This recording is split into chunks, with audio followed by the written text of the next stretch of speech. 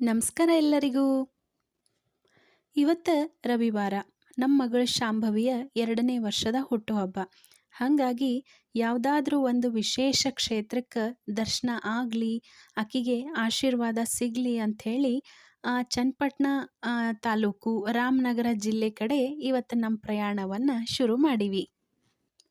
ಭಾರತದ 4 ಭಾಗಗಳಿಗೂ ದ್ವೈತ ತತ್ವಶಾಸ್ತ್ರವನ್ನು ಹರಡಲು ಕಾರಣರಾದಂಥ ಶ್ರೀ ವ್ಯಾಸರಾಜ ಗುರು ಸಾರ್ವಭೌಮರನ್ನು ಈ ಜಗತ್ತಿಗೆ ನೀಡಿದಂಥ ಕೀರ್ತಿ ವ್ಯಾಸರಾಜರ ಗುರುಗಳಾದಂಥ ಶ್ರೀ ಬ್ರಹ್ಮಣ್ಯ ತೀರ್ಥರಿಗೆ ಸಲ್ಲುತ್ತದೆ.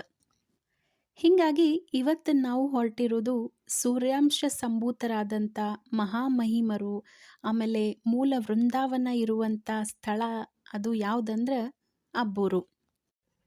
ಶ್ರೀ ಬ್ರಹ್ಮಣ್ಯ ತೀರ್ಥರ ಮೂಲ ವೃಂದಾವನ ಅಬ್ಬೂರನ್ನು ನೋಡಲಿಕ್ಕೆ ಮಗಳಿಗೆ ಶ್ರೀ ಬ್ರಹ್ಮಣ್ಯ ತೀರ್ಥರ ಆಶೀರ್ವಾದ ಸಿಗಲಿ ಅಂಥೇಳಿ ನಾವಿವತ್ತು ಹೊಂಟೀವಿ. ಮಧ್ವ ಪರಂಪರೆಯೊಳಗೆ ಬಂದಂಥ ಶ್ರೀ ಬ್ರಹ್ಮಣ್ಯ ತೀರ್ಥರ ಹೆಸರನ್ನು ಬಹುಶಃ ಕೇಳದವರು ಯಾರೂ ಇಲ್ಲ ನೋಡ್ರಿ, ಎಲ್ಲರಿಗೂ ಗೊತ್ತಿರುವಂತಹ ಹೆಸರು. ಅಬ್ಬೂರು ತೆಂಗು ಹಲಸಿನ ಮರಗಳ ಮಧ್ಯ ಪ್ರಶಾಂತವಾದ ವಾತಾವರಣ. ಎತ್ತ ಕಡೆ ನಮ್ಮ ಕಣ್ಣು ನೋಡಿದ್ರೂ ನಮಗೆ ಕಾಣಿಸೋದು ಒಂದೇ ಬಣ್ಣ, ಅದು ಯಾವುದಂದ್ರೆ ಹಸಿರು. ಪಟ್ಟಣದ ಆಧುನಿಕತೆಯ ಆಡಂಬರ ಇಲ್ಲದೆ ಇರುವಂಥದ್ದು, ಧ್ಯಾನ ಪಾರಾಯಣಕ್ಕೆ ಹೇಳಿ ಮಾಡಿಸಿದಂಥ ಸ್ಥಳ ಅಂದ್ರೆ ಅದು ಅಬ್ಬೂರು. ಕಾರಲ್ಲಿ ಕೂತ್ಕೊಂಡು ಎಡಕ ಬಲಕ ಎಲ್ಲ ನೋಡಿದ್ರೆ ಹಚ್ಚ ಹಸಿರು, ಮನಸ್ಸಿಗಂತೂ ಭಾಳ ಖುಷಿ ನೀಡುವಂಥ ಅನುಭವ. ಅದನ್ನು ನಾವು ಮಠದೊಳಗೆ ಕಾಲಿಟ್ಟಾಗ ಮಠ ಪೂರ್ತಿ ನೋಡಿದಾಗಂತೂ ಏನು ಹೇಳಬೇಕಪ್ಪ, ಎಲ್ಲ ಬಿಟ್ಟು ಇಲ್ಲೇ ಇದ್ದು ಬಿಡೋಣೇನೋ ಅಂಥೇಳಿ ನನಗೆ ಫಸ್ಟ್ ತಲೆಗೆ ಬಂದಿದ್ದು ಹಂಗೆ. ನಾನು ಮೊದಲೇ ಸಲ ಅಬ್ಬೂರಿಗೆ ಹೋಗಿದ್ದು. ಹಾಗಾಗಿ ಎಲ್ಲರೂ ಹೇಳಿದರು ಅಬ್ಬೂರು ಭಾಳ ಚಂದದ ಭಾಳ ಚಂದದ ಅಂಥೇಳಿ. ಆದ್ರೆ ಅಲ್ಲಿ ಹೋದ್ಮೇಲೆ ಅದೆಲ್ಲ ನೋಡಿದ್ಮೇಲೆ ಅದು ಮಗಳ ಬರ್ತಡೇ ದಿನ ಬೇರೆ ಅಲ್ಲಿ ಹೋಗಿದ್ವಿ. ಹಾಗಾಗಿ ನನ್ನ ಮಗಳು ಎಷ್ಟು ಭಾಗ್ಯ ಪುಣ್ಯ ಮಾಡ್ಯಾಳಲ್ಲ, ಇಲ್ಲಿ ಕರ್ಕೊಂಡು ಬಂದ್ವಲ್ಲ ಅಂಥೇಳಿ ಮನಸ್ಸಿಗಂತೂ ಭಾಳ ಖುಷಿ ಅನ್ನಿಸ್ತು. ಸೂರ್ಯನ ಬೆಳಕಿನ ಕಿರಣಗಳು ನೇರವಾಗಿ ಬ್ರಹ್ಮಣ್ಯ ತೀರ್ಥರ ವೃಂದಾವನದ ಮೇಲೆ ಬೀಳ್ತಾವೆ ನೋಡ್ರಿ. ಅದನ್ನು ನೋಡೋದಂತೂ ಒಂದು ಥರ ಕಣ್ಣಿಗೆ ಹಬ್ಬ. ಇವತ್ತಿನ ವಿಡಿಯೋ ಒಳಗೆ ಬ್ರಹ್ಮಣ್ಯ ತೀರ್ಥರ ಪೂರ್ವಾಶ್ರಮ, ಆಮೇಲೆ ಅವರ ಮೂಲ ವೃಂದಾವನ, ಅವರ ಪವಾಡಗಳು, ಅದ್ರ ಬಗ್ಗೆ ಎಲ್ಲನೂ ತಿಳ್ಕೊಳ್ಳೋಣಂತ. ಬ್ರಹ್ಮಣ್ಯ ತೀರ್ಥರ ಸ್ತೋತ್ರದೊಳಗೆ ಹೇಳೋ ಹಂಗೆ ಭಕ್ತಿಯಿಂದ ಬ್ರಹ್ಮಣ್ಯ ತೀರ್ಥರ ಸೇವೆಯನ್ನು ಮಾಡಿದ್ರೆ ಸೂರ್ಯನಂತ ಅತಿ ಶೀಘ್ರದೊಳಗನ ಪ್ರಸನ್ನರಾಗಿ ಭಕ್ತರು ಏನು ಕೇಳ್ತಾರಲ್ಲ ಅವರ ಮನೋಭಿಷ್ಟೆಯನ್ನು ಪೂರೈಸ್ತಾರಂತ. ಇದನ್ನು ಸ್ವತಃ ವ್ಯಾಸರಾಜರೇ ಹೇಳಿದ್ದು. ವ್ಯಾಸರಾಜರಂದ್ರೆ ಸ್ವತಃ ಮಧ್ವ ಪರಂಪರೆಯೊಳಗನ ಒಂದು ಕಾಮಧೇನು ಇದ್ದಂಗೆ. ಮಧ್ವಾಚಾರ್ಯರ ನೇರ ಪರಂಪರೆಯೊಳಗೆ ಬಂದವರು ಶ್ರೀ ಬ್ರಹ್ಮಣ್ಯ ತೀರ್ಥರು. ಇವ್ರ ಬಗ್ಗೆ ಹೆಚ್ಚಿನ ಮಾಹಿತಿ ಅಷ್ಟು ಸಿಗಂಗಿಲ್ಲಂತ. ಆದ್ರೆ ಶ್ರೀನಿವಾಸ ತೀರ್ಥರು ಬರೆದಂಥ ಬ್ರಹ್ಮಣ್ಯ ವಿಜಯ ಅನ್ನುವಂಥ ಗ್ರಂಥದಿಂದ ಅವರ ಜೀವನದಲ್ಲಿ ನಡೆದಂಥ ಕೆಲವು ಸಂಗತಿಗಳು ನಮಗೆ ಸಿಗ್ತಾವ.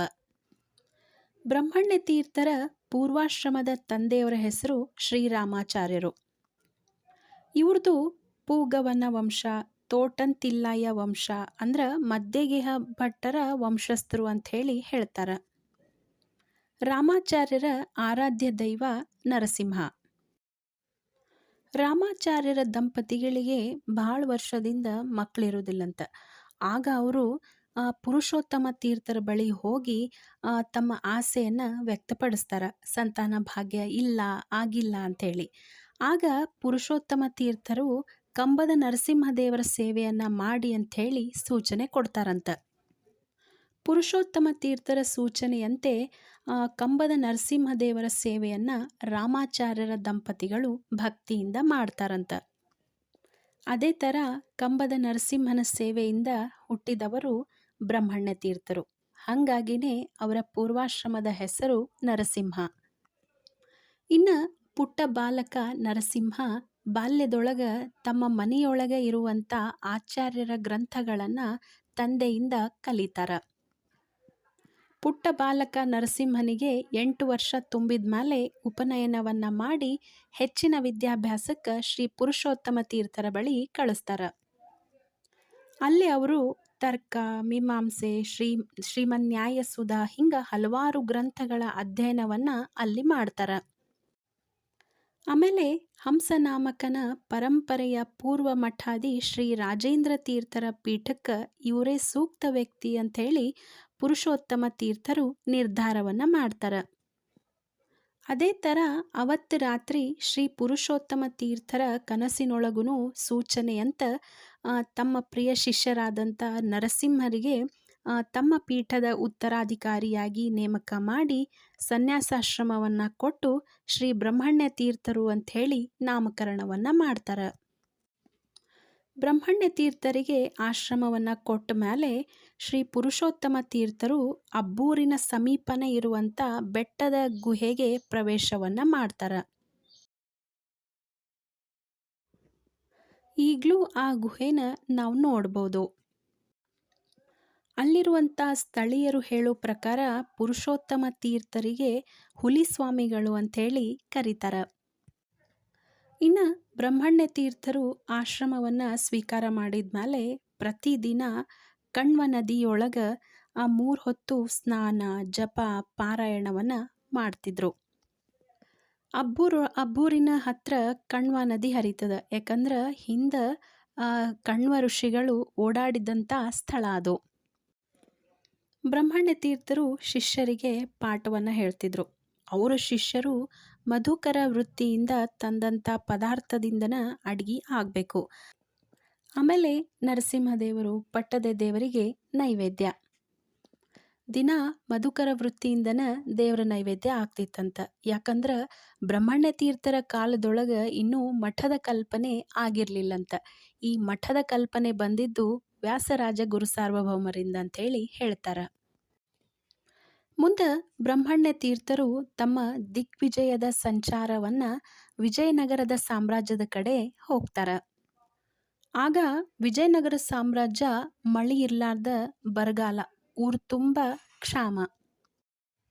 ವಿಜಯನಗರಕ್ಕೆ ಬ್ರಹ್ಮಣ್ಯ ತೀರ್ಥರು ಬಂದಿರುವಂಥ ಸುದ್ದಿನ ಕೇಳಿ ಅಲ್ಲಿರುವಂಥ ಭಕ್ತರು ಬ್ರಹ್ಮಣ್ಯ ತೀರ್ಥರ ಬಳಿ ಬಂದು ತಮ್ಮ ಕಷ್ಟಗಳನ್ನೆಲ್ಲ ಹೇಳ್ತಾರಂತ. ಅದನ್ನು ಕೇಳಿದಂಥ ಬ್ರಹ್ಮಣ್ಯ ತೀರ್ಥರು ತಮ್ಮ ಪರ್ಜನ್ಯ ಜಪವನ್ನು ಮಾಡಿ ಆ ಒಂದು ವಿಜಯನಗರ ಊರಿಗೆ ಧಾರಾಕಾರ ಮಳೆಯನ್ನು ತರಿಸಿದ್ರಂತ. ಆಮೇಲೆ ವಿಜಯನಗರ ಸುಭಿಕ್ಷೆ ಆಯಿತು ಅಂಥೇಳಿ ಹೇಳ್ತಾರೆ. ನಾನು ಯಾವುದಾದ್ರೂ ಒಂದು ಕ್ಷೇತ್ರಕ್ಕೆ ಹೋಗೋದಕ್ಕಿಂತ ಮೊದಲು ಆ ಕ್ಷೇತ್ರದ ಮಹಿಮೆ ಏನು ಅಂಥೇಳಿ ತಿಳ್ಕೊಳ್ಳೋದಂದ್ರೆ ನನಗೆ ಭಾಳ ಇಷ್ಟ. ಯಾಕಂದ್ರೆ ಮಹತ್ವ ತಿಳ್ಕೊಂಡು ಕ್ಷೇತ್ರದ ದರ್ಶನ ಮಾಡಿದ್ರೆ ಅದರ ಅನುಭವ ಒಂದು ಥರ ಬ್ಯಾರೆನ. ಹಾಗಾಗಿ ಮಗಳ ಹುಟ್ಟುಹಬ್ಬವನ್ನು ಬ್ರಹ್ಮಣ್ಯ ತೀರ್ಥರ ಸನ್ನಿಧಾನದೊಳಗೆ ಅಂದ್ರೆ ಅಬ್ಬೂರೊಳಗೆ ಮಾಡೋದು ಅಂಥೇಳಿ ನಿರ್ಧಾರ ಆದಮೇಲೆ ಬ್ರಹ್ಮಣ್ಯ ತೀರ್ಥರಿಗೆ ಸಂಬಂಧಪಟ್ಟಂಥ ವಿಡಿಯೋಗಳನ್ನು ನೋಡಿದೆ. ಸಾಕಷ್ಟು ಜನ ಆಚಾರ್ಯರು, ಪಂಡಿತರು ಎಲ್ಲ ಅವ್ರ ಬಗ್ಗೆ ಹೇಳಿರುವಂಥ ವಿಡಿಯೋಗಳನ್ನು ನೋಡಿ ಅವರ ಮಹಿಮೆಯನ್ನು ತಿಳ್ಕೊಂಡೆ. ಅದರೊಳಗೆ ಈ ಒಂದು ವಿಜಯನಗರದೊಳಗೆ ಮಳೆ ಬರ್ಸಿದ್ದು, ಆ ವಿಜಯನಗರ ಕ್ಷೇತ್ರವನ್ನು ಸುಭಿಕ್ಷೆ ಮಾಡಿದ್ದು ಅದ್ರ ಬಗ್ಗೆನೂ ಎಲ್ಲ ತಿಳ್ಕೊಂಡಿದ್ದೆ. ಯಾವಾಗ ಕಾರಿಂದ ಇಳಿದು ಅಬ್ಬೂರಿನ ಮಠದ ದರ್ಶನವನ್ನು, ಮಠದ ಸುತ್ತಮುತ್ತಲಿನ ವಾತಾವರಣ ನೋಡಿದ್ನಲ್ಲ, ಅದು ನೋಡಿದ ಮೇಲೆ ಬರೀ ವಿಜಯನಗರ ಅಷ್ಟೇ ಅಲ್ಲ, ಈ ಅಬ್ಬೂರು ಸಹಿತ ಎಷ್ಟು ಸುಭಿಕ್ಷೆ ಆಗ್ಯದಲ್ಲ ಅಂಥೇಳಿ ಅನ್ನಿಸ್ತು ನೋಡ್ರಿ. ಮಠದ ಸುತ್ತಲೂ ಹಚ್ಚ ಹಸಿರು, ಇನ್ನೇನು ಆಕಾಶ ಮುಟ್ತಾವೇನೋ ಅನ್ನುವಷ್ಟು ಎತ್ತರದೊಳಗೆ ತೆಂಗಿನ ಮರ ಬೆಳೆದಾವ. ಇನ್ನು ಮಠದ ಆವರಣದೊಳಗಿರುವಂಥ ಹಲಸಿನ ಮರ, ಹುಣಸೆ ಮರ, ಇನ್ನು ಸಾಕಷ್ಟು ಮರ ಗಿಡಗಳು ಹೇಳ್ಕೋತ ಹೋದ್ರೆ ಮುಗಿಯಂಗೆ ಇಲ್ಲ. ಇಂಥ ವಾತಾವರಣಕ್ಕೆ, ಇಂಥ ಮಹಿಮರ ಒಂದು ಸನ್ನಿಧಾನಕ್ಕೆ ಬಂದ್ವಲ್ಲ ಅಂಥೇಳಿ ಸಾರ್ಥಕ ಅನ್ನಿಸ್ತು. ಇನ್ನು ಮಧ್ವ ಪರಂಪರೆಯ ಕಾಮಧೇನು ಅಂತಂದ್ರೆ ಅದು ಶ್ರೀ ವ್ಯಾಸರಾಜ ಗುರುಸಾರ್ವಭೌಮರು. ಇಂಥ ವ್ಯಾಸರಾಜ ಗುರುಸಾರ್ವಭೌಮರ ಪೂರ್ವಾಶ್ರಮದ ತಂದೆ ತಾಯಿಗೆ ಬ್ರಹ್ಮಣ್ಯ ತೀರ್ಥರು ಮಾಡಿದಂಥ ಅನುಗ್ರಹ ಏನು, ಆಮೇಲೆ ವ್ಯಾಸರಾಜರ ಒಂದು ಜನನ ಹೆಂಗಾಯಿತು, ಮತ್ತು ಮಳ್ಳೂರಿನ ರಾಜಕುಮಾರನಿಗೆ ಬ್ರಹ್ಮಣ್ಯ ತೀರ್ಥರ ಮೃತ್ತಿಕೆಯಿಂದ ಆದಂಥ ಪವಾಡ ಏನು, ಆಮೇಲೆ ಮಠದ ಆಡಳಿತ ಹೆಂಗದ, ಅಲ್ಲಿನ ವ್ಯವಸ್ಥೆ ಏನದ ಅನ್ನೋದ್ರ ಎಲ್ಲ ಮಾಹಿತಿಯನ್ನು ನೆಕ್ಸ್ಟ್ ವಿಡಿಯೋದೊಳಗೆ ಹೇಳ್ತೀನಿ. ಯಾಕಂದ್ರೆ ಬ್ರಹ್ಮಣ್ಯ ತೀರ್ಥರ ಮಹಿಮೆಗಳನ್ನು, ಬ್ರಹ್ಮಣ್ಯ ತೀರ್ಥರ ಮಠವನ್ನು ಹೇಳಲಿಕ್ಕೆ ಒಂದು ವಿಡಿಯೋ ಸಾಕಾಗೋದಿಲ್ಲ. ಹಾಗಾಗಿ ಮುಂದಿನ ವಿಡಿಯೋದೊಳಗೆ ಇನ್ನೂ ಹೆಚ್ಚಿನ ಮಾಹಿತಿಯನ್ನು ತಿಳ್ಕೊಳ್ಳೋಣಂತ. ಇನ್ನು ಅಲ್ಲಿ ಹೋದ್ಮೇಲೆ ನಮಗೂ ಒಂದು ಥರದ ವಿಶೇಷ ಅನುಭವ ಆಯಿತು. ಅದೇನು ಅನ್ನೋದನ್ನು ನೆಕ್ಸ್ಟ್ ವಿಡಿಯೋದೊಳಗೆ ಹೇಳ್ತೀನಿ. ಹೆಂಗಿತ್ತು ಇವತ್ತಿನ ವಿಡಿಯೋ? ಈ ವಿಡಿಯೋ ನಿಮಗೆ ಇಷ್ಟ ಆಗಿತ್ತಂದ್ರೆ ನಮ್ಮ ವಿಡಿಯೋನ ಲೈಕ್ ಮಾಡಿರಿ. ಆಗ ನಿಮ್ಮ ಫ್ರೆಂಡ್ಸ್ ಆ್ಯಂಡ್ ಫ್ಯಾಮಿಲಿ ಮೆಂಬರ್ಸಿಗೂ ಈ ವಿಡಿಯೋನ ಶೇರ್ ಮಾಡಿರಿ. ಮುಖ್ಯವಾಗಿ ನಮ್ಮ ಚಾನಲ್ನ ಸಬ್ಸ್ಕ್ರೈಬ್ ಮಾಡಿಕೊಂಡು ನಮ್ಮ ವಿಡಿಯೋಸನ್ನು ನೋಡಿರಿ. ಮತ್ತು ಪಾರ್ಟ್ 2 ಭಾಗದೊಳಗೆ ಮತ್ತು ಅಬ್ಬೂರನ್ನು ಹೇಳ್ತೀನಿ. ಅಬ್ಬೂರಿನ ಅನುಭವಗಳನ್ನು ಹಂಚ್ಕೊಳ್ತೀನಿ. ಅಲ್ಲಿ ತನಕ ಥ್ಯಾಂಕ್ ಯು.